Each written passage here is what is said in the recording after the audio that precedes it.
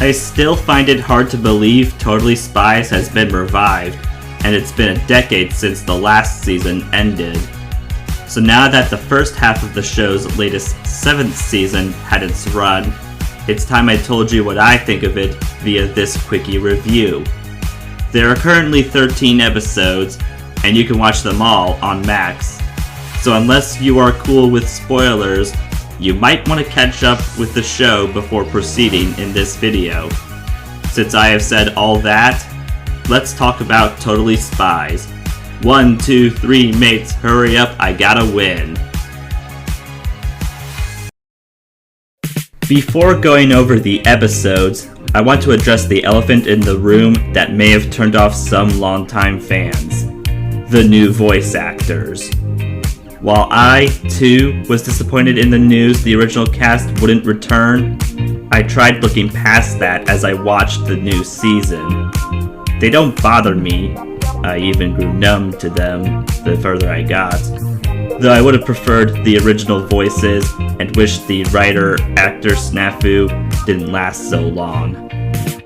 Since I got that out of the way, let's start with the premiere, which honestly displayed a good job of how going so long without missions can show how out of shape the spies were. Oop has gone from being an HQ to a world outside the real world.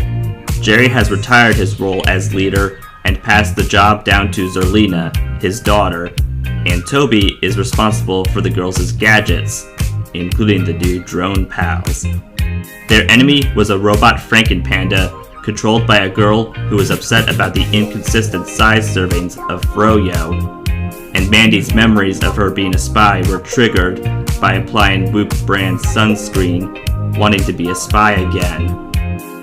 Messes are all over the place, as the spies believed there was a doppelganger of an old foe, but there was more than meets the eye to that.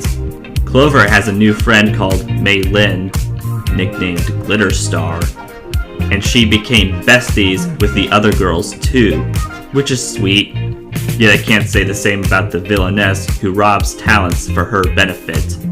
Enemies from a mobile game Sam is obsessed with came to life thanks to the fiendish cyber hack, and their first encounter with him wouldn't be their last. As technology is tampered with, you gotta go vintage to set things right and end the cruel cook's recipe for disaster. If test stress wasn't bad enough, going after a Viking who couldn't get with the times was another challenge. Then you got trolls who brainwashed teammates into turning against each other, including the spies where they could have ended their friendship forever. And we couldn't have that happen. Speaking of friendships, an even newer friend of Clover's, Delphine, had an impact with her relationship with May, though there was also a guy in a mood to turn the moon into cheese. The next scheme involved the baddies reviving mammoths so they could use their wool for being the top sweater knitter. Next up is champion skiers vanishing, allowing us to see Blaine, Clover's boyfriend, again, and we have a competitive Alex who has an effect in the main and side stories.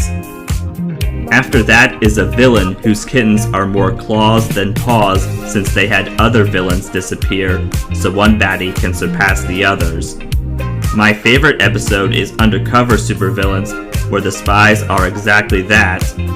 Alex has the antagonist role while the other two were her henchwomen, as how to figure out what the real mastermind's plan is. And lastly, we have the mid-season finale, where the spy simulation training was sabotaged by a double agent who tried to be the best spy by eliminating his rivals. I must say, that was a solid way to get to the halfway point of the season. To be honest, nevertheless, I started watching this series a decade ago, and only now did I realize how repetitive the formula in each episode was, with a few exceptions. It can be fun every once in a while, yet the more you look with your critical eyes, the more you realize things need to get more fresh. To conclude, it was interesting for Totally Spies to have made a comeback for the fans, but I'm thinking if the show should have stopped at the 5th or 6th season, since I really don't want Discovery or all the international companies to milk this franchise dry. Feel free to share your first impressions on the 7th season of Totally Spies via a comment. Well, I'm out of time today, so thanks for watching, see you next time, and good night-o!